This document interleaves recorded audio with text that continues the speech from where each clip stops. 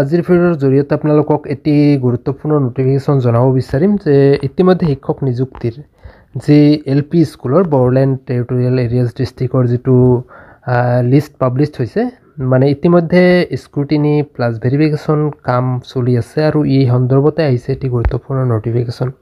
তো আচলতে নটিফিকেশ্যনটোত কি উল্লেখ কৰা হৈছে এই বিষয়ে আমি এইটো ভিডিঅ'ত আলোচনা কৰিম। প্ৰথমৰ পৰা শেষলৈ ভিডিঅ'টো চাই যাব। তো আমি যদি নোটিছটোত চাওঁ, নোটিছটোত কি উল্লেখ কৰা হৈছে এইটো চাব যাওঁ তেনেহ'লে চাম office of the director of education BTC Kokrajhar. এইটো এটা অৰ্ডাৰ কপি আহিছে আজিৰ দিনটোত। ইয়াত উল্লেখ কৰা হৈছে যিসকল প্ৰাৰ্থীৰ ইতিমধ্যে স্ক্ৰুটিনি প্লাছ ডকুমেণ্টছ ভেৰিফিকেশ্যনৰ চলি আছিল 18 তাৰিখত যিসকলৰ আছিল, তো মানে 18 মাৰ্চৰ দিনা যিসকলৰ আছিল তেখেতসকলৰ ৰিশ্বেডিউল কৰা হৈছে 8/4/2024, অৰ্থাৎ 18 মাৰ্চৰ যিখিনি কেণ্ডিডেট আছিল তেখেতসকলে 8 এপ্ৰিলত গৈ তেখেতসকলৰ ডকুমেণ্টছ ভেৰিফিকেশ্যন কৰোৱাব লাগিব।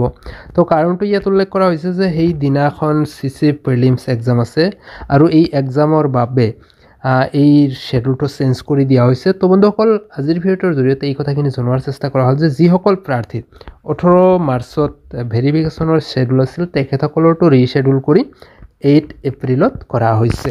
তো এইটো ভিডিঅ'ৰ জৰিয়তে এই খবৰখিনি জনোৱাৰ চেষ্টা কৰা হ'ল। ভাল পালে নিশ্চয় এটি লাইক কৰিব, যিমান পাৰে বন্ধু বান্ধৱীলৈ শ্বেয়াৰ কৰিব। আপোনাৰ মতামতটো কমেণ্ট ছেকশ্যনত কমেণ্ট কৰি জনাবলৈ নাপাহৰিব।